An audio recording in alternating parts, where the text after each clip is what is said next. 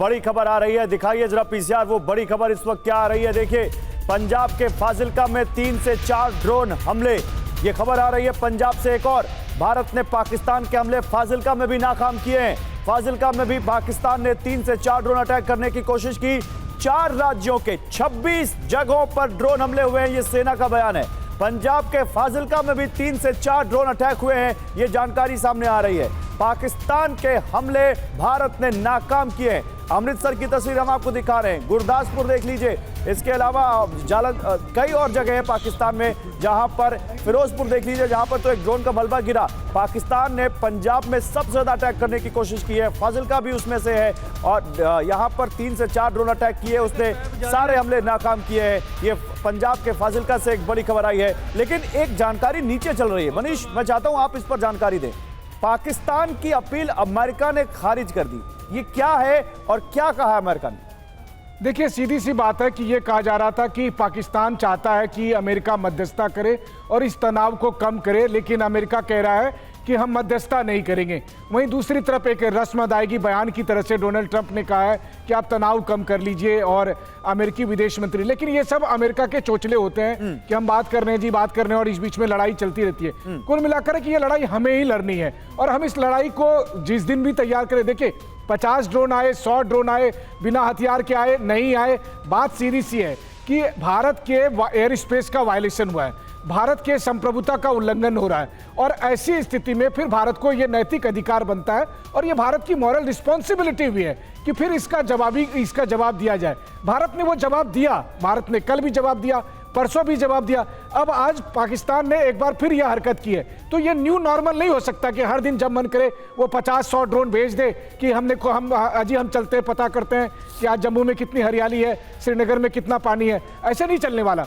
कुल मिलाकर बात यह है कि भारत की तरफ से एक डिसाइसिव एक्शन का पूछना चाहती हूँ। Make America great again, Donald Trump की ये नीति है। जब से वो सत्ता में आए हैं, वो हर वो काम करने की कोशिश कर रहे हैं जिसके जरिए उनके नागरिकों को ये मैसेज जाए कि डोनाल्ड ट्रंप एक ऐसा नेता दोबारा सत्ता में आया है जो दुनिया में अमेरिका को एक बार फिर से एक अलग मकाम पर ले जाना चाहता है। लेकिन अमेरिका के राष्ट्रपति डोनाल्ड ट्रंप जब ये कहते हैं कि वो पाकिस्तान की याचिका को खारिज कर रहे हैं और वो मध्यस्थता के लिए नहीं आगे बढ़ने वाले हैं, ग्लोबली क्या मैसेज देना चाहते हैं डोनाल्ड ट्रंप, और दुनिया के बाकी मुल्क क्या ये संदेश समझेंगे? देखिए, फिलहाल तो डोनाल्ड ट्रंप खुद ही स्ट्रगल कर रहे हैं। जहां जहां वो युद्ध रुकवाना चाह रहे थे, वहां तो उनसे युद्ध रुक नहीं रहा है। तो ऐसी स्थिति में खैर वो तनाव में क्या कुछ कर पाएंगे। लेकिन हाँ, ये बात भी हमें नहीं भूलना चाहिए कि अमेरिका का जो मिलिट्री इंडस्ट्रियल कॉम्प्लेक्स है, वो तो ऐसे ही किसी नए डिस्प्यूट के लिए बाट जो है बैठा हुआ है कि बस कोई लड़ाई हो, हमारे हथियार बिके। और उससे बढ़िया क्या होगा कि आप देखिए किस तरह से प्रोपेगेंडा किया गया कि पाकिस्तान चीन के फाइटर प्लेन का इस्तेमाल कर रहा है, यानी कि भारत कल के दिन में F-35 खरीद ले। तो एक हथियार को बेचने का, हथियार को खरीदने का एक अलग गेम है। पिछले एक हफ्ते में अगर आप देखें, इसीलिए उन्होंने कहा कि पाकिस्तान को क्या मध्यस्थता नहीं करने वाले, जैसे आप कह रहे हैं कि भाई उनके हथियार बिके, उनका पहला एम यही है। बहुत हद तक इन संभावनाओं से आप इनकार नहीं कर सकते। पिछले एक हफ्ते के दरमियान अगर आप देखें तो जो चीनी फाइटर जेट है, जो J-10, J-17, J-15 पाकिस्तान को दिया गया है, उसके बनाने वाली कंपनी के स्टॉक मार्केट में 40% की बढ़ोतरी हुई है। क्यों? क्योंकि पाकिस्तान ने प्रोपेगेंडा करके पूरी दुनिया में बताया कि देखो जी, हमने J-10, J-15 का इस्तेमाल किया है। तो उस हिसाब से उसके शेयर मार्केट बढ़ रहे हैं, और अमेरिकी कंपनियां इस बात पर निगाह देख रही है कि कौन से देश का कौन सा हथियार ज्यादा सुटेबल है। मसलन भारत S-400 का इस्तेमाल कर रहा है, जो हमने रूस से लिया है। हम राफेल का इस्तेमाल कर रहे हैं, जो फ्रांस से लिया है। उधर चीन के हथियार आ रहे हैं, टर्की के ड्रोन आ रहे हैं। अमेरिका को लग रहा है कि हमारा F-16 नहीं, F-35 का कितना मार्केट होगा। तो युद्ध दरअसल उनके लिए हथियार बेचने का एक बड़ा सा मार्केट है। लेकिन इन सब के बीच में जो मूल सवाल है वो यही है कि भारत की संप्रभुता का उल्लंघन हो रहा है, और भारत के धैर्य की परीक्षा ले रहा है पाकिस्तान। तो फिर ऐसी स्थिति में जब यही सवाल है, कर्नल मलिक से मैं यही सवाल लेना चाहता हूं। कर्नल मलिक, कब तक ये कहीं तो रुकेगा, कहीं तो जाकर रोकना होगा, कैसे रोकेंगे इसको? देखिए, इसमें मल्टी प्रोंग्ड अप्रोच की ज़रूरत है। ये अब हमने देखा कि कल से हमारे जो डिफेंस एक्सपर्ट है या हमारे डिसीजन मेकर्स हैं, वो हाई प्रायोरिटी की अपनी मीटिंग्स कर रहे हैं, और उनको ये मीटिंग्स का बाहर नहीं आता है इनका मुद्दा। लेकिन ये जरूर है कि जो पाकिस्तान बार बार अपने पैतरे चेंज कर रहा है, उन पैतरों को काउंटर करने के हमारे यहाँ पूरा डीप सीरियस कंसर्न चल रहा है। और एनिमी जो होता है वो अपने हिसाब से कुछ भी एक्शन लेता है। हमारा मकसद रहता है कि हम उसकी इंटेंशन को पहचान के उससे एक कदम आगे जाके अपने आप को रेडी रखें। अब अगर हमें लॉन्ग टर्म के लिए रेडी होना है, लॉन्ग टर्म एस्केलेशन के रेडी होना है, तो हमें पाकिस्तान की हर उस एक्टिविटी को पढ़ना होगा कि इसके पैटर्न में क्या है, ये क्या चाह रहा है।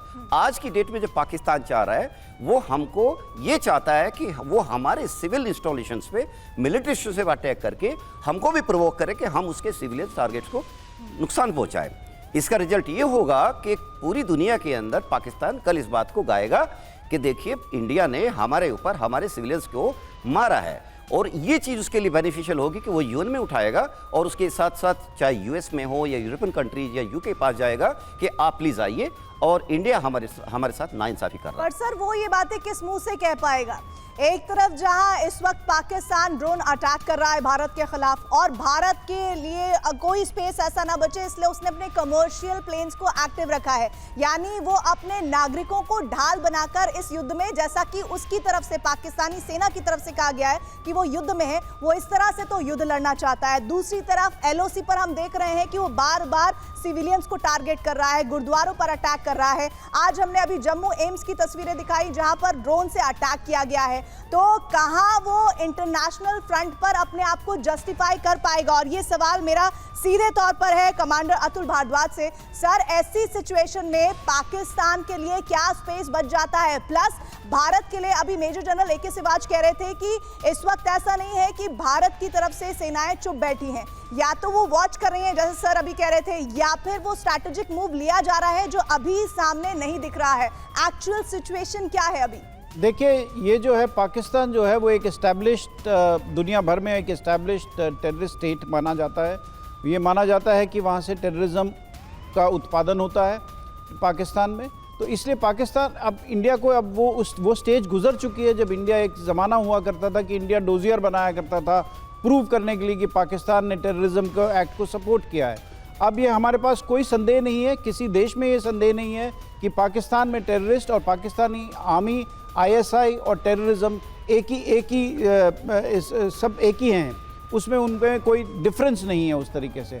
इसलिए इंडिया का भी जो अब रिस्पांस रहा है, आपने देखा है, उसने ये डिस्टिंक्शन जो पाकिस्तान करना चाहता है सब कन्वेंशनल और कन्वेंशनल वॉरफेयर के बीच में, वो मिटा दी है। वो जब हमने उनके टेररिस्ट ट्रैक्स 100 किलोमीटर अंदर जाके पाकिस्तान को गिराया तो हमने बड़ा क्लियर कर दिया था कि अब ये डिफरेंस नहीं रहेगा। अगर आप टेररिस्ट स्ट्राइक करेंगे तो आपको मिलिट्री उसका रेसिप्रोकल अटैक मिलेगा इंडिया की तरफ से, और जो इंडिया ने बाकायदा उसको दिया है। बिल्कुल सर, अब दूसरा बात है सर, खास तौर पर क्योंकि मैं इसमें इंक्लूड कर देना चाहता हूं, एक इंपॉर्टेंट फैक्ट ये है कि हम बार बार ये बात क्यों कह रहे हैं कि पाकिस्तान के अटैक लगातार हमास की तरह है। हमास के पैटर्न क्या है? हमास लगातार इसी तरीके से ड्रोन भेजता है, फिर मिसाइलें दागता है, और हमास एक और सिमिलर अटैक करता है या पैटर्न फॉलो कर रहा है पाकिस्तान हमास का, वो ये कि हमेशा ह्यूमन शील्ड को आगे रखना। हमास ने क्या किया था गाजा के अंदर कि हॉस्पिटल्स के अंदर अपने एमिनेशन डिपो बना दिए थे। लगातार उसने ऐसी जगहों के ऊपर लोगों को आगे कर दिया और पीछे बैठा रहा जहां पर उसको पता था कि इजराइल अटैक नहीं करेगा।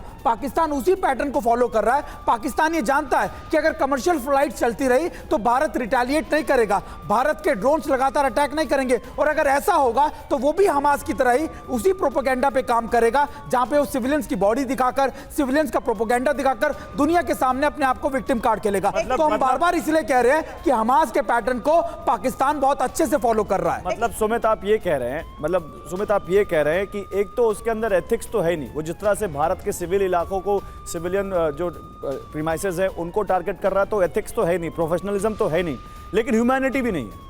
अपने लोगों को भी बली का बकरा बनाने के लिए तैयार है। देखिए ये सारा पैटर्न लोगों को भी बिल्कुल छोड़ने के तैयार नहीं हो। देखिए बिल्कुल, पाकिस्तान के अंदर, गाजा के अंदर कौन ऑपरेट करता है? हमास। और पाकिस्तान में ऑपरेट कौन करता है? पाकिस्तान की आर्मी। हुक्मरान भी कुछ नहीं कर सकते, लोग भी कुछ नहीं कर सकते। हमने कितने ऐसे इंसिडेंट्स देखे जहां पर लोग गरीबी से मर रहे हैं, लगातार भुखमरी से मर, लेकिन पाकिस्तान की आर्मी के लिए, उनके जनरल्स के लिए टॉप व्हीकल्स कर लिए जाते हैं, उनके लिए हमेशा सारे साजो सामान दिए जाते हैं, यहां तक कि पाकिस्तान के कई इलाकों के अंदर उनको मुफ्त में जमीनें दी जाती है। ये सारा इसलिए क्योंकि पाकिस्तान की आर्मी पाकिस्तान को पूरी तरीके से डोमिनेट करती है, वो अपने हिसाब से पाकिस्तान को चलाती है, और यही वजह वहां पे एक ही रूल लॉ होता है, वो है पाकिस्तान की आर्मी का रूल ऑफ लॉ।